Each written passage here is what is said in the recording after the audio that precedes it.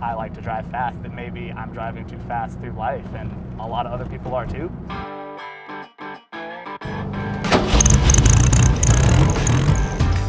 Something bugging you? Come on in. Let's go for a drive.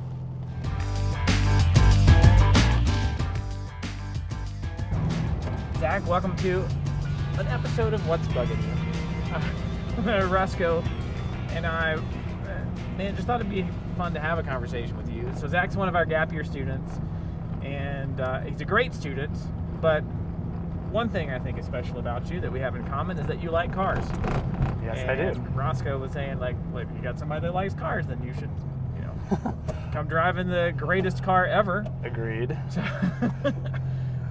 So let's see. So last week, I think it was maybe 2 weeks ago at this point, we did a whole week on Christianity and beauty and creativity and art, and you guys even had a practicum that went along with that. But we had a conversation, and I think this came from one of your assignments. You talked about cars and how that related to art and beauty, and in fact, I know from talking to you elsewhere, like you really find yourself worshiping God when you are on a drive, when you're appreciating beauty, especially when it comes to automotive beauty, and I relate to that so well. Anyway, Yes.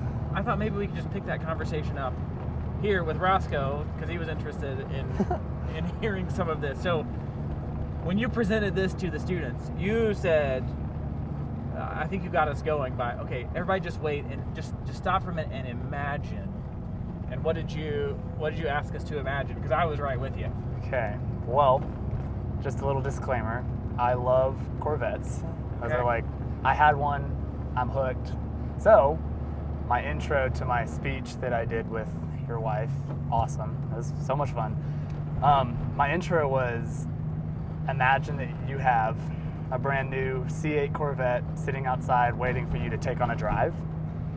And so, if you're like me, that gets you really excited. Yeah.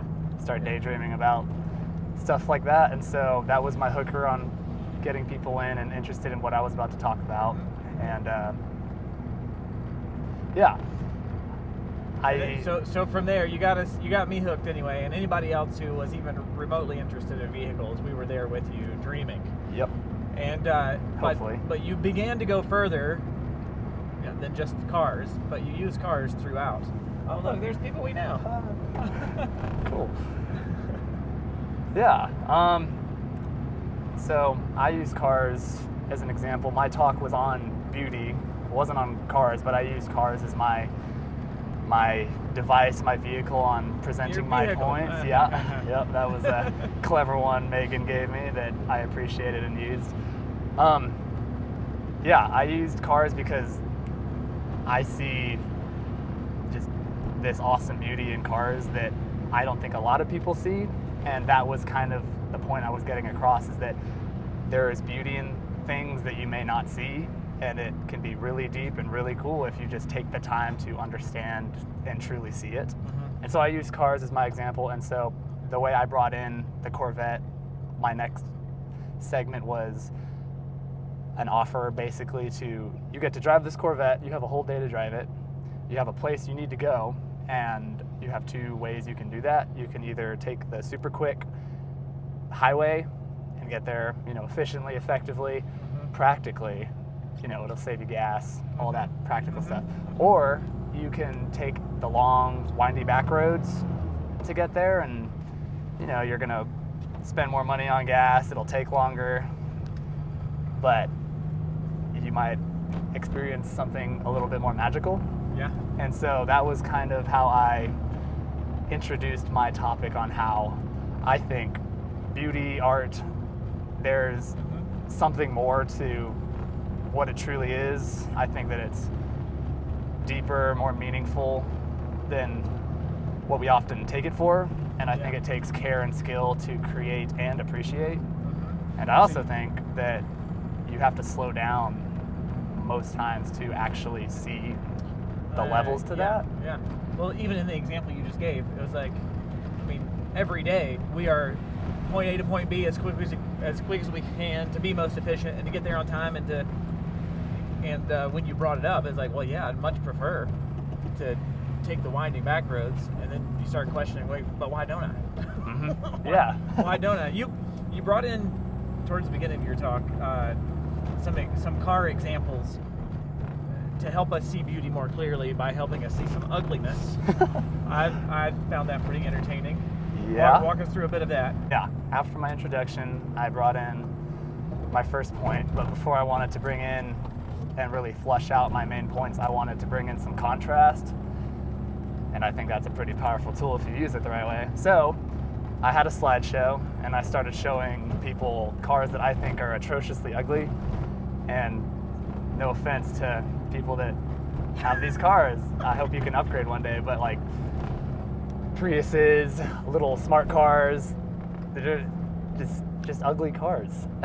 There's a lot of them. I could go on for a long time and I could start ranting about it pretty quick, so I'll try and keep that under control. Roscoe, but you were not in that category. Yeah, Roscoe, you're beautiful. I like you a lot. But just these super cheap, efficient, very practical, bare minimum hunk of metal to get you from point A to point B. There's no depth. Mm-hmm. And that was a point that I talked about. There was no skill or care put into the creation of these, pieces of purely functional, efficient design. Yes, they were bare minimum. There was no depth. And so I wanted to bring that point up before I started talking about what I thought beauty really was, just to give you the opposite end of where I was coming from. Okay. And so, I started talking about ugly cars. Yeah, that was so good to help us see the contrast. And so, after I brought in the ugly cars, I flipped it around pretty radically and started showing people like some of the prettiest, coolest cars in history, at least in my opinion, and I think pretty objectively. So, there was some Ferraris in there. I put in some Corvettes, just a bunch of really fast, not effective, effective in what they do, but not practical, but really cool, pretty cars. And I wanted to tie in the points of how there was a depth to those that, first off, you had to slow down to actually see, and then I wanted to actually talk about what that depth was and give that as an example. Mm-hmm. So there's so much science. Let's just take cars, for example. There's so much science that goes into a hypercar to make it do what it does. There's a depth to that, the meticulous care that goes into the design, all the details that come together to make it work the way it does. There's a depth there. And I think you can tie that back to just creation in general and how God didn't make some super practical, effective, cheap, bare minimum creation. There's like an abundance of beauty everywhere. He could have made things very efficient, at least. Yes. And he didn't. No, he did not. Not in a worldly sense, anyway. No, he did not. And I think that oftentimes we will skim over that. And I don't know, I think there has to be something to that. And I just wanted to bring people's attention to that fact that beauty is unnecessary and oftentimes pretty impractical, but the impracticality of it is sometimes what makes it beautiful. And the depth to it that most people don't see, and just all sorts of things. Like I know I don't see the depth of beauty in a lot of stuff, like I don't know, paintings. Yeah, like I am so bad at drawing, and like art museums can be just painful to go to sometimes, but there's something there that I think if anyone, me included, were to take the time to dive into and see, that it would change a lot of stuff. Mm-hmm. And we might start appreciating what God gave us a lot more. Well, you noted that it was, we use these words like unnecessary or inefficient, and really that's because of probably us, not because of the beauty, right? Yes. We've deemed it that way. Mm-hmm. However, in order to fully live, maybe it's more necessary than we've given it credit for. Yes, I think that you may have a good point there. At least that's the way I feel when people were talking about, at least when I used to have my Corvette, how impractical and stupid it was that I had it. But to me, it was the most awesome, great thing that, that I had. Like, it was great. It was a lot more expensive. There was time consuming, but there was just something to having it, driving it, working on it, understanding it, that made it so much more beautiful than just what just people around me saw. Yeah. And that started getting me thinking, like, I wonder if there's things that I have that are like that, where other people can see things and see it as beautiful and I can't see it yet, just because I don't understand. There's a depth there that I don't understand yet.